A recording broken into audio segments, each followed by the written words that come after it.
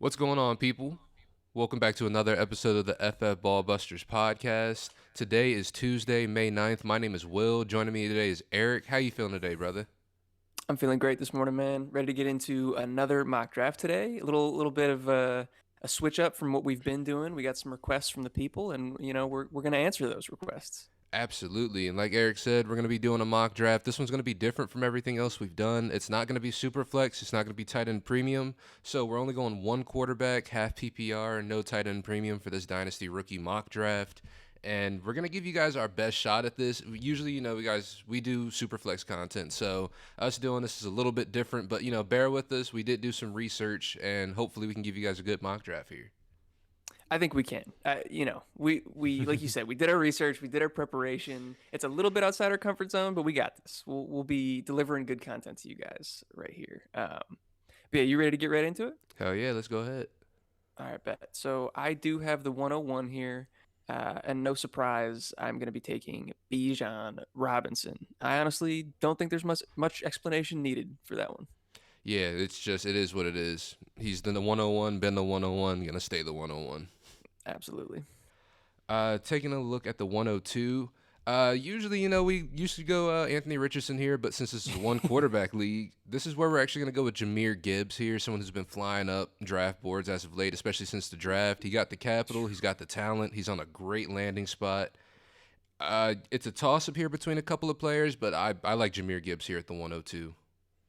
Yeah, that's my set it and forget it 102. I think yeah, with the draft capital invested in him, it's hard to go anywhere else there at the Mm-hmm. 102. Although in the pre-draft process, this guy that I'm going to take here at the 103, I think was typically our second non-quarterback prior to him landing on the Seahawks, but that's Jackson Smith and Jigba. Mm-hmm. I'm not moving back off of him because of draft capital going at the 20th overall spot. I'm still incredibly high on him. Loved him as a prospect. I think honestly he has a chance to be the wide receiver 2 here right off the rip, um, and maybe like the possession guy, like take over that kind of a Amon-Ra St. Brown role in this Seahawks offense.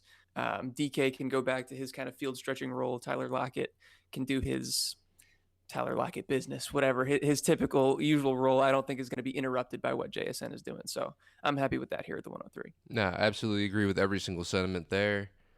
Looking at the 104, this is where I'm going to take Jordan Addison, Minnesota Vikings. I love the landing spot. I love the fact he's paired up with Justin Jefferson, another very talented, uber talented wide receiver. Jordan Addison himself, probably not as good as Justin Jefferson. I can go ahead and feel safe saying that right now. Oh yeah. But the fact that he's stepping into this spot where he can almost immediately be the wide receiver too, he could be walking into 90 plus targets immediately. So I love that landing spot, love the talent, love Jordan Addison at the 104. For sure. Totally agree. And then at the 105, I think there's probably a little bit of debate in the fantasy community about Addison versus this guy, but I'll go Quentin Johnston. I think we both agree Addison is probably the best selection here, but it's definitely close. QJ got a great landing spot going to the Chargers. He's going to get paired with Justin Herbert for the foreseeable future, which for dynasty purposes that's fantastic. Mm-hmm. You got Mike Williams and Keenan Allen who are on their way out the door within the next couple years probably. And I think QJ kind of fills a role even before they leave that they don't currently have on the team, and that sort of field stretching and also like yak guy. So he can have a role right away, and I think it's only going to expand as time goes on. Nah, I like that a lot. And we're actually going to stick with another wide receiver at the 106. I'm going to go with Zay Flowers here. He's somebody who, when he first got drafted, we didn't love the landing spot, but as time has gone along, I've started to warm up to it a lot more, and that's just from looking at the competition around him.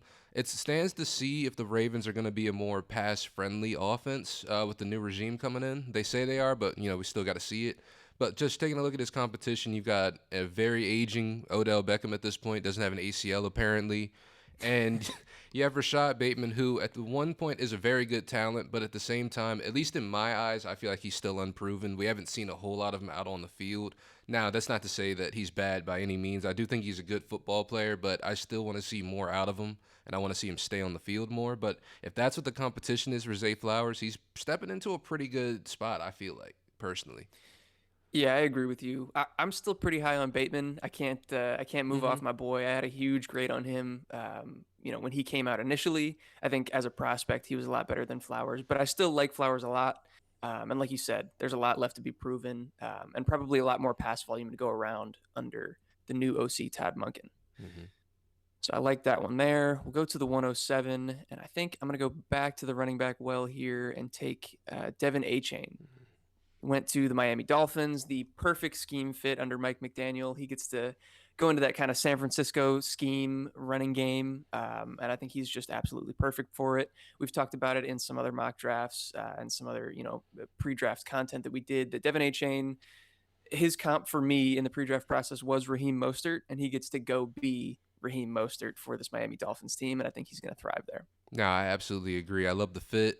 I just love Devin Achane with this team. I feel like he's going to be one of those players that just uh, he's what this team has kind of been waiting for, which feels weird to say because they've only been really together for the last year. But I feel like this is a puzzle piece that they were missing last year that's going to be great for him. For sure. And taking a look at the 108, I think I'm going to take the first tight end off the board at this point. I'm going Mr. Dalton Kincaid, Buffalo Yeah. Bills. I just love the fact that he's with such a high-powered offense.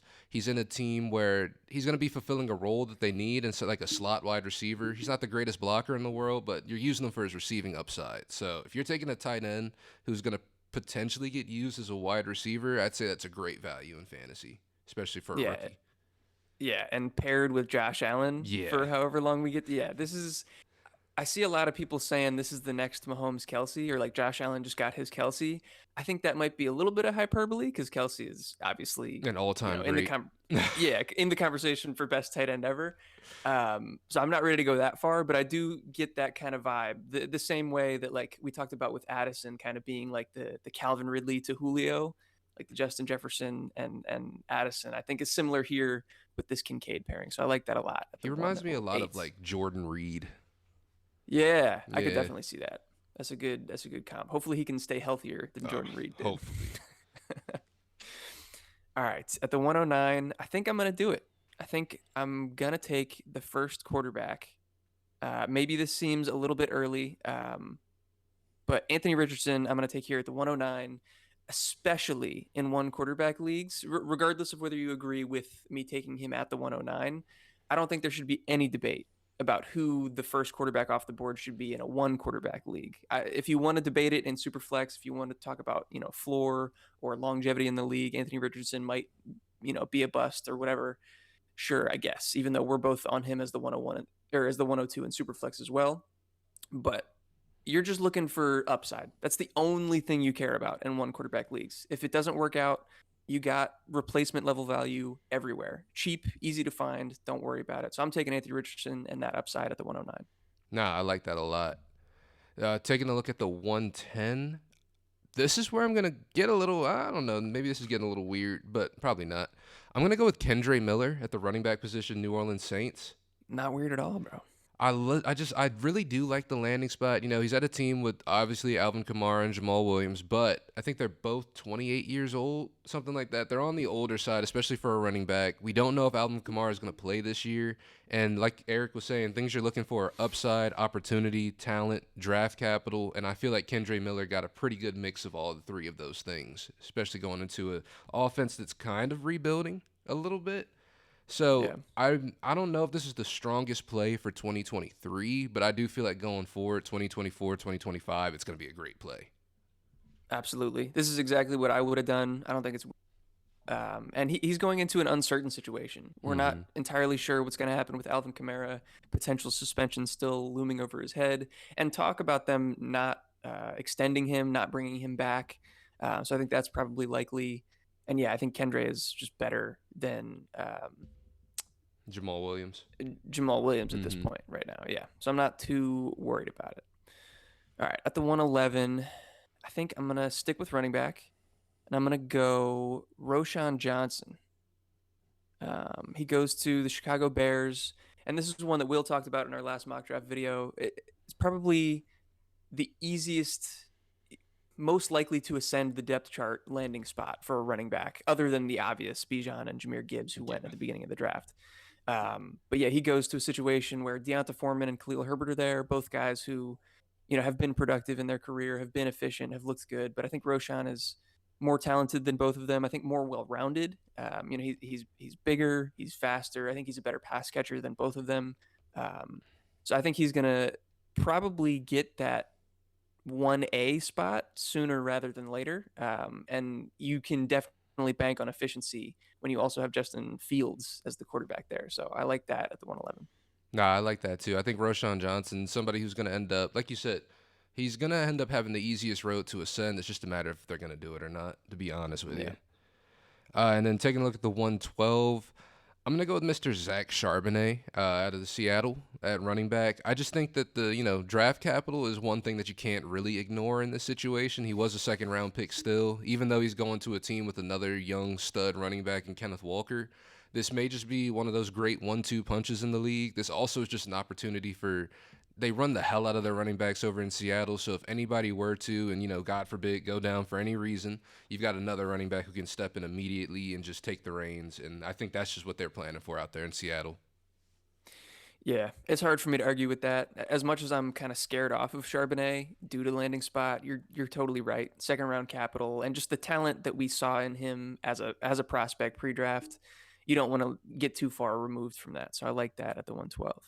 All right, real quick break in the action after the first round. We quick shout out to our sponsor, Dynasty Owner. If you're looking for a really fun and kind of unique Dynasty experience, I would highly recommend going over to dynastyowner.com and checking it out. They have a patent on using real life NFL salaries for their dynasty games. So it makes the NFL draft, which we just had, all of the offseason moves and stuff like that, way more exciting because it directly impacts your dynasty team. We're on the site, both Will and I. We're enjoying it so far. So come join us. It'd be really cool. You can also make some money. If you're good at Dynasty, obviously, if you finish in the top 4, you get your payout. But also, if you take your team from worst to first, you can go to the Dynasty Owner Marketplace and sell your team for more than you originally bought in for. So go over to dynastyowner.com and use our promo code Ballbusters for 20% off at checkout. Again, Ballbusters for 20% off when you check out at dynastyowner.com. We go to the 2-1, and I think I'll go to another 1-2 punch here and take Tank Bigsby. I think, the similar situation where he goes where there's already another established young running back in Travis Etienne for the Jaguars. But I think they fill more unique roles than Charbonnet and Kenneth Walker will. I think Tank Bigsby can be that 2-down grinder. I think he can fill like that red zone goal line role that they probably needed last year. Travis Etienne wasn't the most successful in those situations, and Etienne can still be successful and efficient on limited touches. So I think that they can probably both thrive, similar to what we were just talking about with the Seattle guys. Nah, I absolutely agree with that. I think it's going to be a great 1-2 thunder and lightning type of deal they got going over there in Jacksonville. Yeah, little Lendell White CJ2K. Ooh, bro. That's a good one right there. I forgot about that combo. Lendell White. That was the fire combo. It was. Taking a look at the 202, I think this is a good spot to take him right here. I'm going to go Jonathan Mingo, the wide receiver, Carolina Panthers. I've seen a lot of drafts have him at like the back end of the first round, 111, 112. I just feel like that's a sucker move. I don't feel like you should take him that high. But in terms of landing spot, I feel like he's one of the wide receivers that's stepping in, has one of the biggest potentials to be wide receiver 1 on his team. His competition is DJ Chark, Adam Thielen, Terrace Marshall, not really world breakers out there. And for some reason, NFL teams do kind of value this guy as a prospect. So maybe they're seeing something that we don't. I doubt it. But he's paired up with Bryce Young, obviously, for the foreseeable future. So an opportunity to grow with the young quarterback as well. So it's one of those upside plays I feel like that could work out, but also might not. But for a second-round pick, I'm not mad at that. Yeah, I couldn't agree more about the situation. Perfect landing spot, most ascendable depth chart in terms of wide receivers, gets the pair with the young quarterback. But yeah, I just don't see it analytically or on tape from this guy. And maybe I'm wrong. The NFL clearly disagrees with me. There's plenty of people in the fantasy community that disagree with me.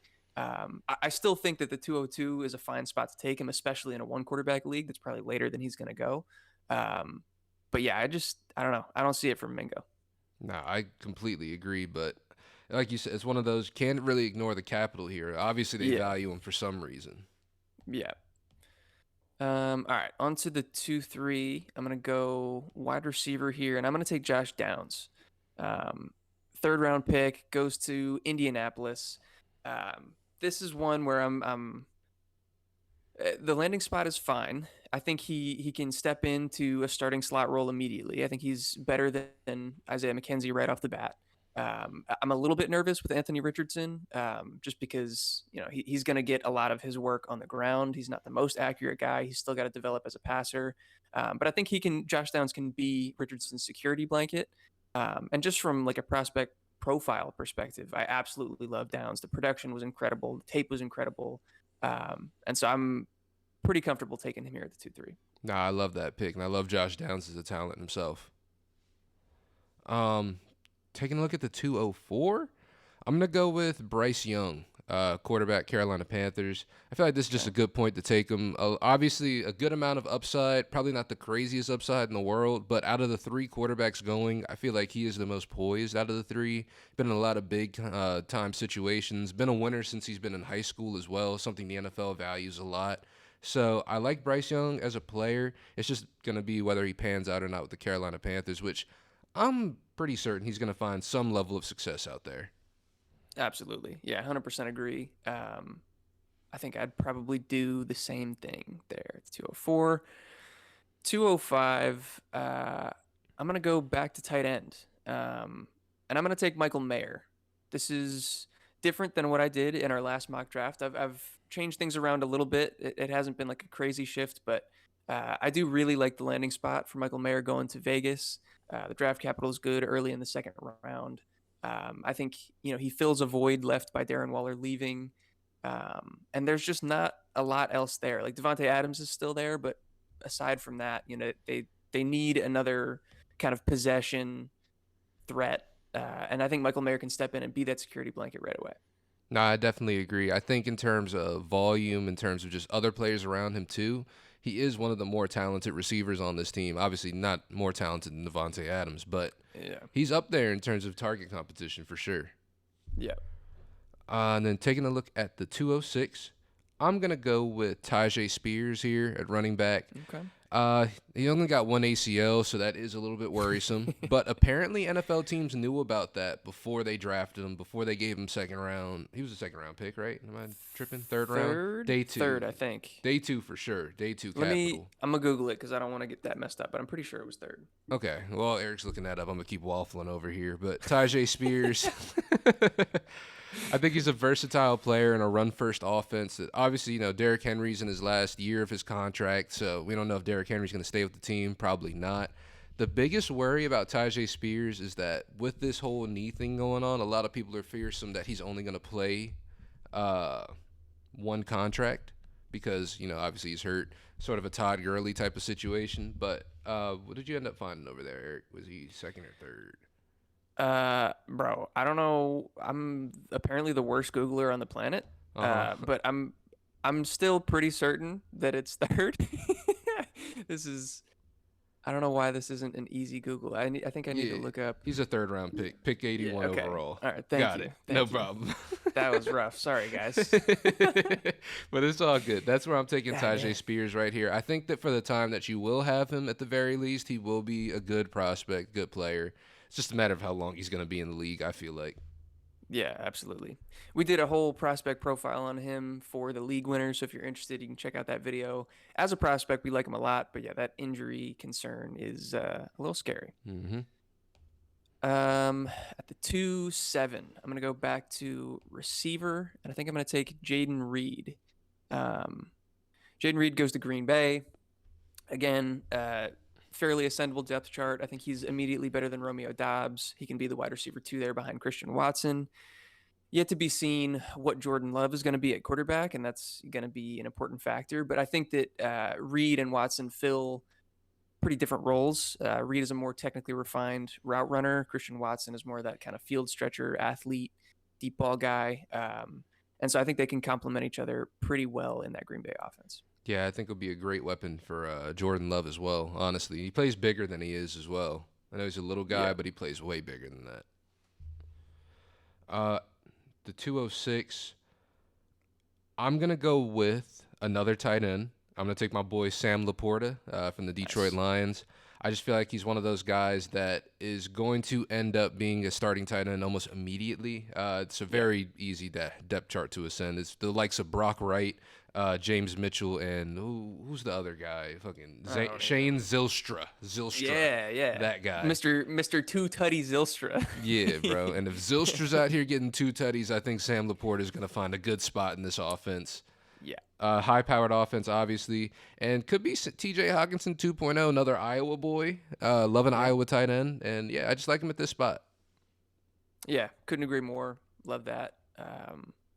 Let's go to the 2-9. I'll go receiver again, I think, and take my boy Marvin Mims. He goes to the Denver Broncos.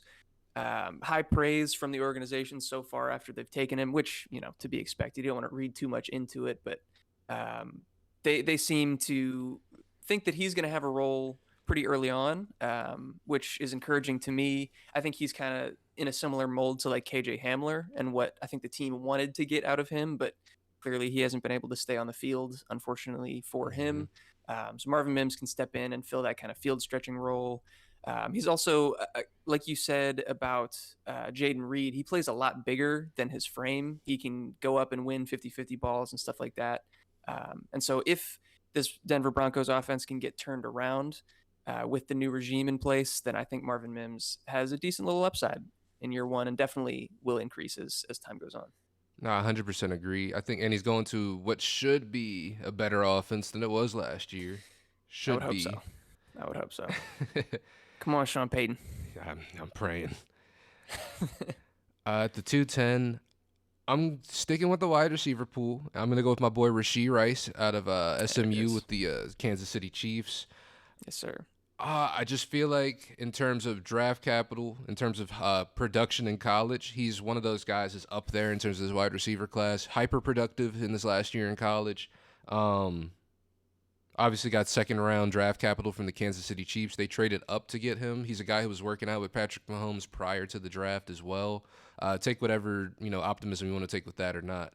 But at the same time, in terms of wide receiver competition out there in Kansas City, obviously Travis Kelce's still there. He's always going to get his targets. He's going to be the guy that he is. But taking a look at the wide receiver room, you got the likes of Kadarius Toney, who in terms of talent, he's up there with wide receivers, but in terms of reliability, staying on the field, just what we've actually seen out of him, it's not a whole lot. Sky Moore, he got better throughout the season last year, but still did not do much. Another second round wide receiver that they picked. Marquise Valdez Scantling, he's who he is, who he's always been. He's not a wide receiver one with this team whatsoever. Yeah. So that does leave an interesting lane for Rashee Rice to sort of fit into in terms of his skill set and just in terms of target share. So I do think Rashee Rice could be one of those guys ends up being somebody. Absolutely. And he's a prospect that I think you and I didn't really see eye to eye on. One of the rare instances where we were kind of far off. But at the 210, I have absolutely no problem taking him here, especially in a one quarterback draft. Like I've seen him go, mid to late first round in super flex leagues. So Yeah. I think this would be amazing value if he were to get this far. All right. Getting close to the end of the second round here. The 211. I think I am going to take CJ Stroud. Um, I don't see a huge difference between Bryce Young and CJ Stroud. I think they're both phenomenal prospects, really clean profiles. I think Houston is not a great situation. And so it could take a while before we see that production rise to a level where in a one quarterback league, he could be, reasonably started. But just, I believe in him. I think he will get to that kind of back end QB1 range in the near future.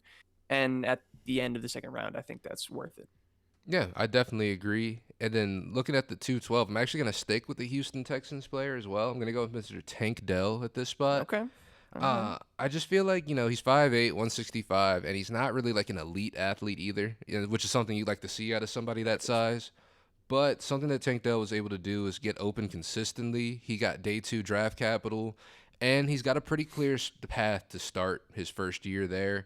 And honestly, out of the wide receivers there with the Houston Texans, he is up there in terms of talent. I think he is like probably the most talented wide receiver here with the Houston Texans at this point. So, and also paired up with C.J. Stroud, obviously for the foreseeable future. So another great young quarterback, young wide receiver pairing. Somebody Yeah, that he for sure. requested they draft as well is what the story has been lately. He did. I do wonder how much that matters at this point. We Yeah. heard Patrick Mahomes requested Rasheed Rice. He also requested Clyde Edwards-Helaire in the first Oh round. my God. We'll see if any of this matters, but it's not a bad thing to hear that he wanted him on the team. Yeah. Hey guys, just a quick break in the action after finishing up round two. Just wanted to talk to you about one of our partners over at the Fantasy Football League Winners website. We do some videos and content over there. There's also some great writers over there as well. So if you got the time, check out that link down in the description below and just, learn a little bit more about fantasy over there. But as a part of that partnership, we are also sponsored by Underdog Fantasy. So if you use our promo code FFLW, they will match your deposit if you are a first-time user. So if you're a first-time user and you deposit $20, they will add an extra $20 to your account, all the way up to $100. So if you put $100 in there and you're a first-time user, they will give you an additional $100, making it $200 for your account that you can go out there and play with. So guys, use our promo code FFLW or click the link down in the description below and go out there and have some fun and gamble responsibly. Now back to the action. Mhm. I just wanted to. We're going to the 301. I think I'm going to stick with receiver again here, actually. I'm going to go with Cedric Tillman. Wide receiver out of Tennessee, goes to the Cleveland Browns. I think he's steps in and is better than Donovan Peoples-Jones right away. Even if the team doesn't believe that immediately, I think, by midseason, he'll probably take over that wide receiver 2 role, if not earlier. I think he provides something that team didn't really have. Like DPJ is fairly big, but he's more of kind of like a deep ball field stretcher. But Tillman, I think, is going to be like a red zone weapon.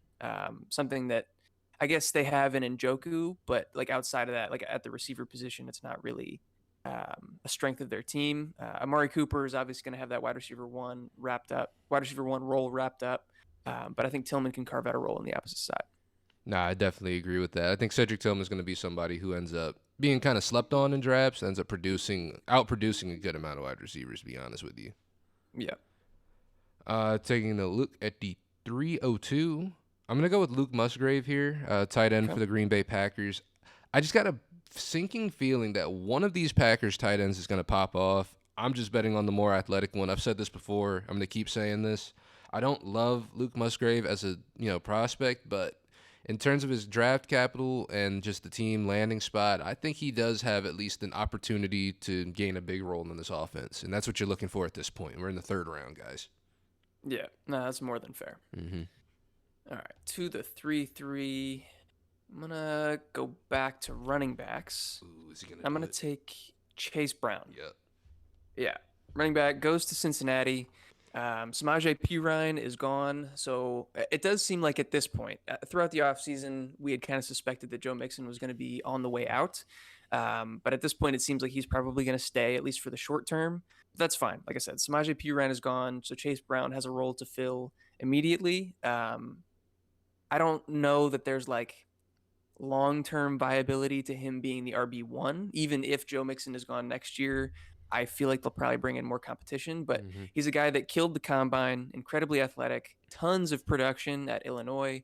And so in the third round, a guy that can produce, even if not super high upside type production in year 1 and could potentially fill a role for a high powered offense in Cincinnati for the years to come. I'm more than okay with taking that. Yeah, I think at the very least, he's a high-end handcuff.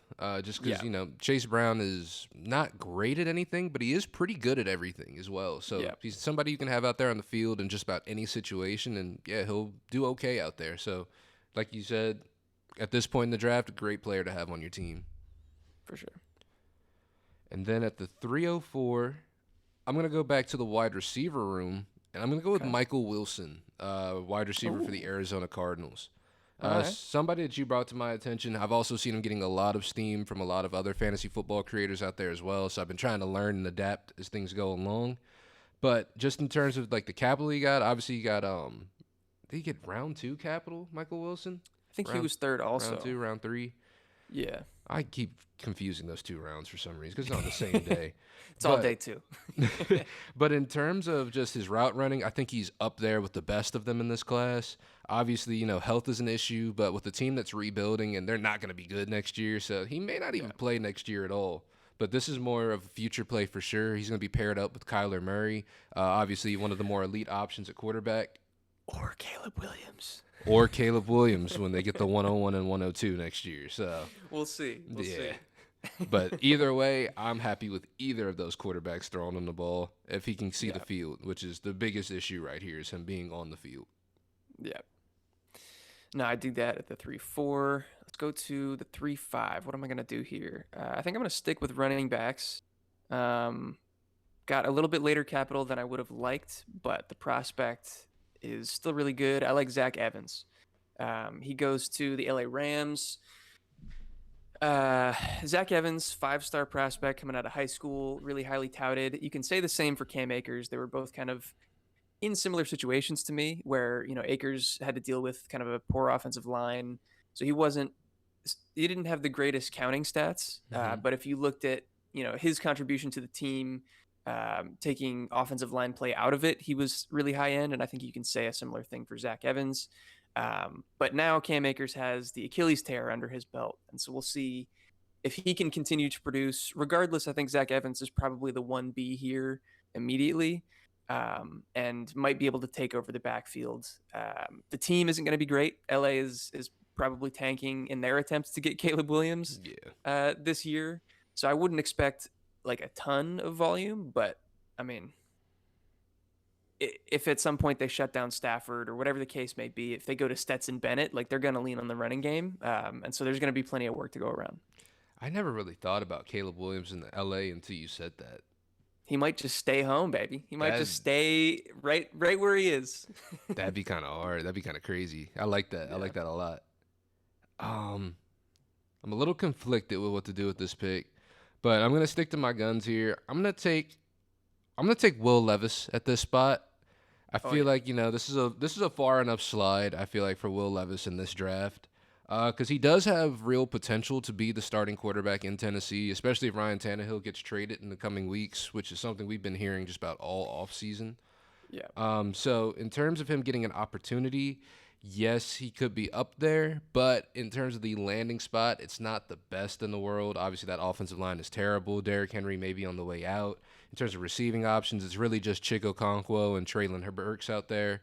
Obviously, they got Tyjae Spears, but he only has one ACL. So it's tough to say that they've really got weapons around him or even like protection around him. But at the same Yeah. time, he's landing on a team with Mike Vrabel, a great coach at this point in his career. And yeah, I'm hoping for the best with Will Levis because he was supposed to be a first round pick. Teams just And realized there they were didn't have to take him in the first round. yeah, there were plenty of teams trying to trade up into that back end of the first to take him, or at least that's what the rumor mill is saying. So yeah, I think that's worth it. Definitely in the middle of the third round to get a potential starting quarterback there. What am I gonna do? I think I'll probably stick with running back once again. Mm-hmm. Am I gonna do that? Mm-hmm. What are you gonna do? I'm between two guys. Mm-hmm. Hmm. Do it. Nah, I'm gonna switch it up. I'm gonna switch it up. Uh, I'm gonna switch it up. oh. There he is. Yeah, let me take Keishawn Butte. Here at the 3-7. Oh. Okay. I'm gonna do it. Okay. It's Juju and nothing else. They're in New England. I don't feel good about it. It doesn't feel great. But hey, Keishawn, this time last year, was arguably the wide receiver 1 in this class. If there's any shred of that player left, he's more than worth it in the middle of the third round. He goes to New England. Like I said, Juju is the only competition there. Ascendable depth chart. He can start right away. If what we saw from him at the combine and from his last year on tape can be somewhat washed away, I don't know. I'm just banking on what we saw from him early on at LSU, and I don't mind missing in the middle of the third round. No, I absolutely agree. I think the upside is there. It's crazy how far he's fallen, man. This is somebody we were talking about years ago, and he's just Yeah. not panning out already. Crazy. But taking a look at this next spot, I'm gonna go with Izzy Abanikanda here. Okay. Mr. Abanikanda, 5th round pick. Uh, I like the landing spot. I think that for Brees Hall Whoa, owners, whoa, whoa, listen, whoa, listen, whoa. listen, Run listen, that back. listen, listen, listen, listen, listen, listen. Because if you let me finish, I like the landing spot for Brees Hall owners because having a guy like Izzy Abanikanda here means you don't have to rush Brees Hall back immediately. You know what I'm saying? So I feel like for Brees Hall, this is good for him health wise. In terms Okay. of the landing spot for Izzy Abanikanda himself, no, there's a lot of competition. There's no clear road to the running back one. There probably is never going to be a road to the running back one because he's there with another stud running back. Yeah. But we have seen in the past that guys like Michael Carter and Brees Hall were able to at least somewhat coexist. Michael Carter still scoring points, still getting the receiving work. Obviously, Brees Hall started to take that towards, I can't even say the latter half of the year, the latter half of his 6 games he played. Yeah. But yeah, I think Izzy could find a way to carve a role into this offense, at least over Michael Carter, and at least gain a little bit of traction here. Yeah. I could definitely see that. That makes sense to me. All right. At the 3-9, I'm gonna take the guy that I was considering earlier. It's gonna be Sean Tucker. I gotta scroll down a little bit. There he is. He went undrafted. I think he went undrafted because of the heart issue that we heard about, just before the draft went underway. I'm not sure how serious it is, how serious it is, or how severe of an issue it is, but he still got signed to a team. And I think if it's a non-issue, I think he's probably immediately like just a better pure runner than Rashad White is there in Tampa. I think Rashad White is going to continue to have the receiving role. That's what he's best at. But Sean Tucker could be the 1A, 1B immediately, Mm-hmm. even without the draft capital investment in him in Tampa. So I'll take that at the 3-9. Yeah, like this situation is definitely going to be one of the ones to keep an eye on. I'm definitely waiting to see what these training camp reports look like once they start Yeah. actually getting some action out there. Yeah. Taking a look at this next spot, I think this is also far enough. I'm going to go with Jalen Hyatt here, wide Yeah. receiver, New York Giants. I just feel like there's a lot of upside for this guy, even though he's already dealing with an injury, I believe. He's already dealing with a Is he? hamstring injury, I think. Well, So, not great for a player with his skill set for sure. New But York's used to it. yeah, New All York's their definitely used. receivers are injured. They got like 12 receivers over there, and only 3 are going to make it to the end of the season. And I'm hoping that Jalen Hyatt's going to be one of them. Fingers crossed. Yeah. Like, in terms of, like, we expect him to be faster than he was, but he's still pretty fucking fast, if we're being honest. Yeah. And I just feel like at this point in the draft, since he was mocked to be a first-round guy, but we're getting him here this late in the 3rd round, at least, at this part of the process, I do think he is a good value here, and I do think he is with a good team with a at least somewhat competent quarterback in Daniel Jones. I know a lot of people are higher on him than I am, but yeah. Yeah. No, I like that a lot. That's the exact same thing that I would have done there. 3-11, almost done with the 3rd round here. I'm gonna go back to running back. There he is, and I'm gonna take Dwayne McBride, a guy that I loved in the pre-draft process. I think outside of Bijan Robinson, maybe the next best, just pure runner in the entire class. He's basically a 0 in the passing game. He had some fumbling issues in college, and he didn't play against tough competition. He went to UAB, so I think that's a lot of what contributed to his slip. But just as a talent, I absolutely love it. We'll see what happens with the Dalvin Cook situation in Minnesota, whether he's back with the team, whether he's healthy. They talked about him getting shoulder surgery again.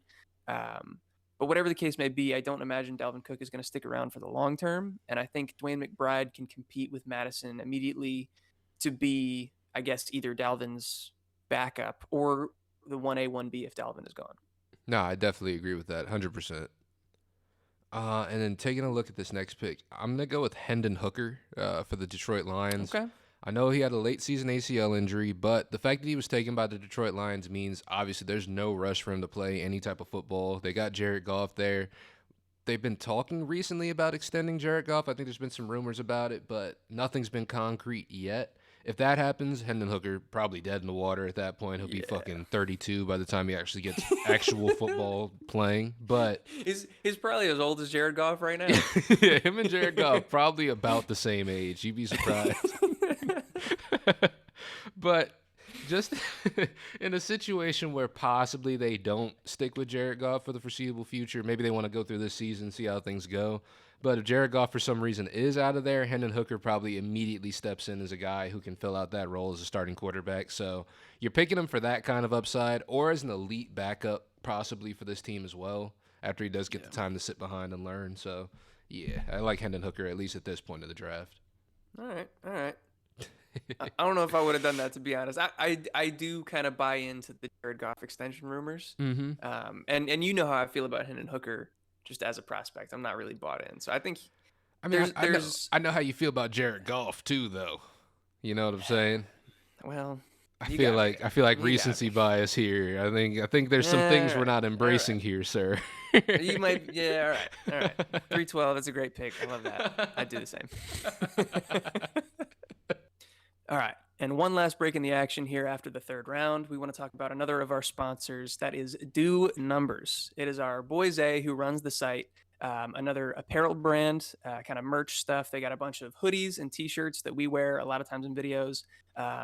So if you guys are interested in getting any cool merch or apparel, go to snacks.online. It's also linked down in the description below to get yourself some Do Numbers gear today. We would very much appreciate it. And you can use our promo code FFBallbusters15 for 15% off your order. So one more time, FFBallbusters15 for 15% off at Do Numbers. Go support us and go support our boy Zay. Hell yeah. Whatever. Fourth round it is. Let's move on. I'm going to go back to the running back pool. And I'm going to take Evan Hull. Another guy that I was very in on in the pre-draft process. He goes to Indianapolis. Obviously, Jonathan Taylor is there, so he's not going to be in the conversation for RB1 probably ever. But I think that he can step into the role that Nyheim Hines left behind on that team pretty much immediately. And I think he's probably a better pure runner than Nyheim was, or at least fairly similar. Coming in a bigger package, he's a little bit bigger of a dude. Had a fairly impressive combine as well. So in the fourth round, he's not going to be a starting running back, but you can't expect to get guys like that all the way down here. Yeah, like I'm willing to take a flyer on somebody like that, especially in the team where, running backs do succeed pretty well. Well, we got to see how the new regime does, but I'm pretty sure they're going to do pretty well. Shane Steichen, Yeah, that running game's always going to look good. He loves running the ball. Yeah. At the 402, I hate it, but I'm going to do it. I'm going to go with Darnell Washington here, tight end, Pittsburgh Steelers. Sell out. Listen. I don't like the guy, but he's 6'7". He's a good athlete. Who knows if he's got knees that work or, if his foot can support all of that weight being as explosive as it is. But, the sky is the limit with this guy. At 6'7", running a 4.67. It's just a matter of if teams are going to make him block as much as I think they will. Yeah, his upside as an offensive tackle is through the roof. Oh, my God. As an offensive tackle, he's amazing. But as a tight end, I'm cool with picking him here in the fourth round because I think at the very least you'll find out pretty quickly how teams are going to use him or not. Yeah. So you shouldn't clog up rosters. Yeah, maybe you were the first guy to say like, yo, Darnell Washington's not gonna be a receiving threat, and like I knew that the production wasn't there. I was stuck on the upside. This was like a month ago. I was like Darnell Washington, tight end 4 right behind Laporta. And then, yeah, you convinced me, and I think I'm even further than you. I wouldn't even draft. I don't want him. I wouldn't be mad if he went undrafted, to be honest with you. Like, He's I could not see catching a football. if you're making a pure upside, not sure if this guy can play football move. This is the guy to draft. I personally don't like him a whole lot, though, and I haven't liked him the whole process. Yeah, we'll see. There's a chance.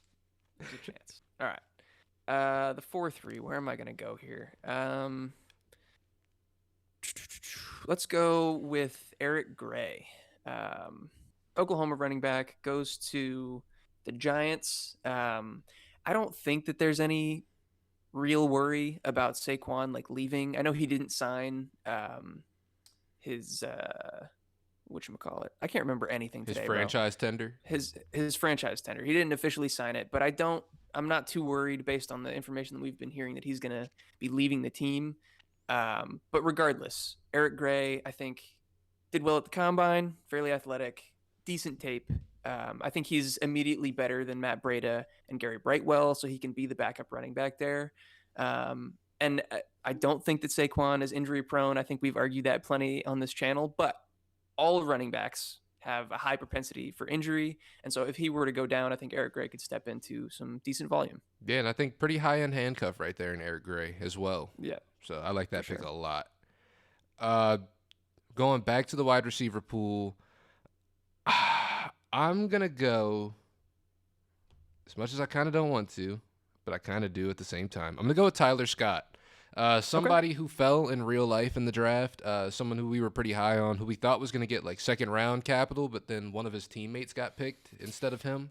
Trey Tucker. Yeah, I still don't know who the guy is. whoever the fuck that guy is, but he fell to the fourth round, and honestly, he's kind of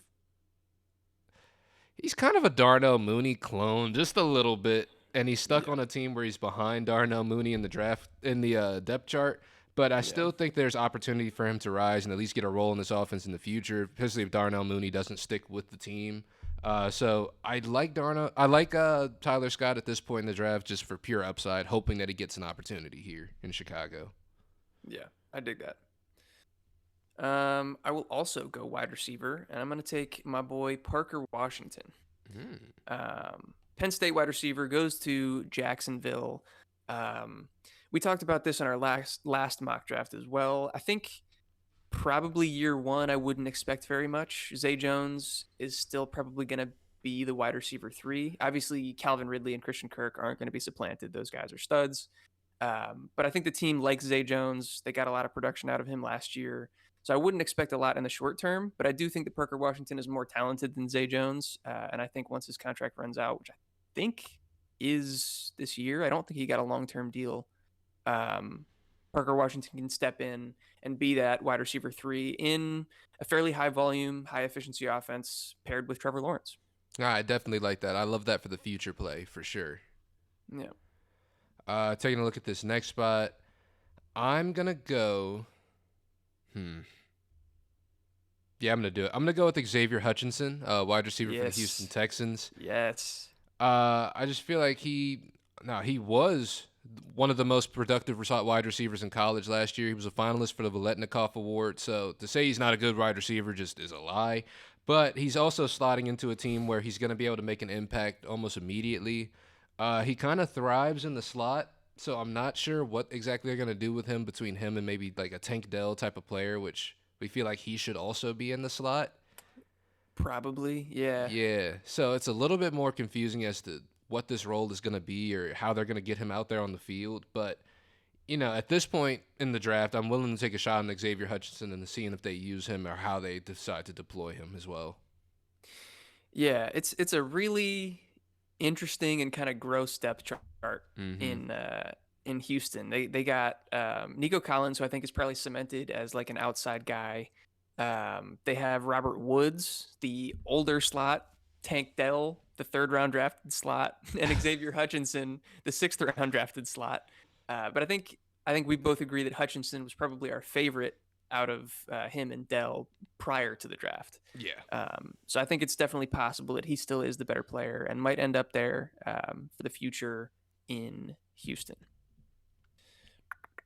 What am I going to do here? I think I'm going to stick with wide receiver. I'm going to go A.T. Perry.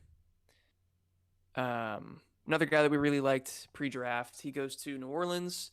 They have Michael Thomas, but who knows if he can stay on the field. They have Chris Olave. And then, I like Rashid Shaheed, but, it's not like he had a high volume role by any means. He kind of came later in the season, and it was more so sparingly. I think he's explosive, but I don't know that he's going to command a ton of volume in that offense. I think A.T. Perry, he showed that he can produce at a high level in his last 2 years at Wake Forest. I think he's a really good deep threat. I think he's pretty technically refined as a route runner as well. So just a well-rounded prospect. And if he can carve out a role in that offense, I think he can succeed fairly early on. No, I absolutely agree. There's a lot of real estate out there in New Orleans for sure. And then taking a look at the next pick, I'm going to go with Deuce Vaughn here. I Okay. think in terms of just overall football players left at this point in the draft, he is the best football player left in the draft right here. Yeah. Obviously, 5'5", 179 is not the best metrics you want for a running back in the NFL. But Yeah. in terms of just being a productive college player, he is the most productive running back out of every running back in this class. So it's kind of weird to say, but he's just kind of, I guess, hard to catch out there, to be honest with you. If that's going to translate at the NFL level, I don't know. But it's at least worth taking a shot to see. Obviously, he's with the Dallas Cowboys. They got Tony Pollard ahead of him in the depth chart. He's going to stay ahead of him in the depth chart. But if he's able to find some sort of mix in at all with this team, I feel like there is at least opportunity for Deuce Vaughn. Yeah, this is one that I'm definitely hoping for. Like I Mm-hmm. want good things for Deuce Vaughn. He was so fun to watch at Kansas State, and I think if given the opportunity, he could succeed. Like, have we ever seen a running back of his size do this in the NFL? Like, uh, He's literally the shortest person they've ever measured at the NFL Combine. So we yeah, haven't, literally. yeah. So it's definitely an outlier. It's not something that we're banking on. That's why he's going in the fourth round, obviously. But I would love to see it, and he's more than talented enough to be taken here at the 4-8. Okay, let's see. Actually, I like this pick here at the 4-9. Give me Charlie Jones. Ooh, Ooh, Charlie Jones. I gotta scroll to find him though. ooh, Charlie. Apparently, uh, what? Ooh, Charlie. He's so far down. Yo, sleeper, stop sleeping on my boy. Sleeper doesn't know what they're Um, doing, man. Charlie Jones from Purdue. He goes to Cincinnati. Um, honestly, not a guy that we talked a ton about in the pre-draft process, but in the a little bit of time that I took looking at him, and also what I saw from a few trusted analysts in the space, I saw a lot of comparisons to Tyler Boyd for Charlie Jones, and it's funny that he ends up in Cincinnati, and I think can probably be the Tyler Boyd of the future. Tyler Boyd with his contract running out, I think Charlie Jones can fill that slot role alongside Chase and Higgins, and we'll see if Higgins stays too. Also, if he gets his extension. But for Charlie Jones to be tied to Joe Burrow and to have pretty decent college tape, uh, you know, I'm going to take that at the 4-9 and laugh all the way to the bank, bro. Nah, I like that. I like that. Why did you get nobody's laughing to the bank in the fourth round? What am I even talking about? Hey, I'm just bro. saying words at this point. It's all upside, man. This shit is all pure upside, bro. Every one of these rookies is gonna pan out, dog. Come on. Thank you. Somebody's speaking facts. Taking a look at the next pick, I'm gonna go with the other Green Bay tight end, Mr. Tucker Kraft. There we go. Yeah, I just like I said earlier, I think he's one of these guys is gonna pop off. Honestly, in terms of athleticism and just size, I think Tucker Kraft is pretty good up there. I think he Yeah. was profiled as like the number 6 tight end in this draft, so not too bad for him. And he's going to see some playing time this year for sure. There's not really a whole lot of competition out there. Like I said, it's a matter of which one of these tight ends ends up popping off. Yeah. Yeah, that's really all I got, man. This is fourth round, man. It's tough. No, that's more than fair. I like Tucker Kraft. I like him more than Luke Musgrave, actually. I still don't know that I'd be willing to take him above Musgrave just because of the draft capital difference, but Hmm. no, I like that a lot. Last two picks here, man. It gets when there's no quarterbacks, at least no quarterbacks early. It gets slim pickings quick. I think I'm gonna go with Puka Nacua. The Rams guy, right? The Rams Rams wide guy, receiver. yeah, out of BYU. Um, I didn't, I didn't love his tape. I thought he showed some decent ability. I think his body control, especially on the sideline with tough catches and stuff like that. His 50-50 ability is good. He showed some okay route running. I've seen a lot of analysts be pretty high on him and like this landing spot a lot. I guess just because, like we've mentioned a bunch of times so far, like fairly ascendable depth chart. Like Cooper Kupp is there, but like Tutu Atwell, I'm not really that worried about. Who else do they even Van have? Jefferson. Yeah, Van Jefferson. Yeah, he's yeah. But still, I mean, we're talking about the 4'11", potential wide receiver 3 on a team, even though it's probably going to be a bad team. But yeah, I think he's got decent enough upside to have a fairly substantial role in maybe a crappy offense. Yeah, like it's like we said earlier in the fourth round. I'm just happy to have a guy who might be getting some opportunities out there, to be honest with you. Mm-hmm. And speaking of a guy who might get opportunities, who we're going to round this out with, Mr. Irrelevant of this draft, Luke Schoonmaker, tight Oh, end for the Dallas Cowboys. sure.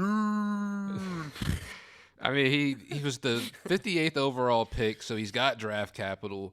I Yeah, can't help but feel like they only picked this guy because they wanted a Dalton Kincaid or one of those guys, and they just couldn't get to him, even though they yeah. traded back. They could have had Kincaid or Yeah, Mayer. They could have had their pick. Y'all can have them. yeah, they just gave up. I don't understand, but they got punked.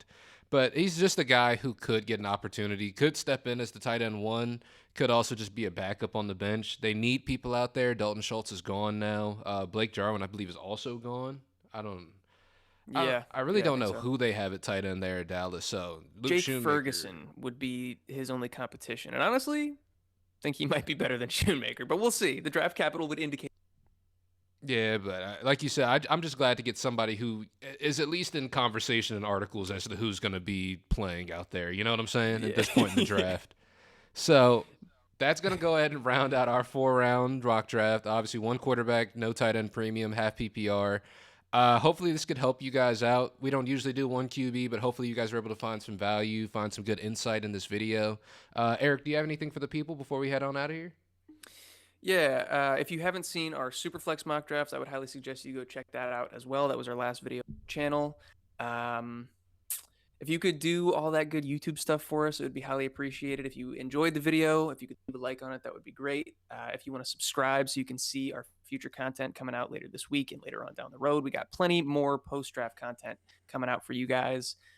Also, if you're interested in joining our Discord, we're trying to add members. We do have a fairly decent group of really smart Dynasty players in there right now that are all helping each other out as we speak. I can hear the notification going off on my Mm-hmm. phone. So yeah, join at the link listed in the description below. Really cool group of guys. Yeah, get in on that. Yeah, and then make sure you guys check out all the great links in the description below to all of our sponsors at Dynasty Owner, Underdog Fantasy, and Do Numbers. If you check those out down below, you get some great discounts, great deals. Also, some great websites. Dynasty Owner, you can do some Dynasty Fantasy Football that uses real NFL contracts. They have a patent on that, so it's awesome. Use promo code BALLBUSTERS. You can check out Underdog Fantasy. Go play some best ball. They'll match your deposit for your first-time user up to $100. So you could have $200 in your account just by adding $100 and using our promo code FFLW. And also at Do Numbers, get you some great apparel, accessories, stuff like that. Use our promo code FFBallbusters15 for 15% off of your order. And with that being said, if you guys made it this far into the video, we love you guys, and we'll catch you guys in the next one. Peace. Peace.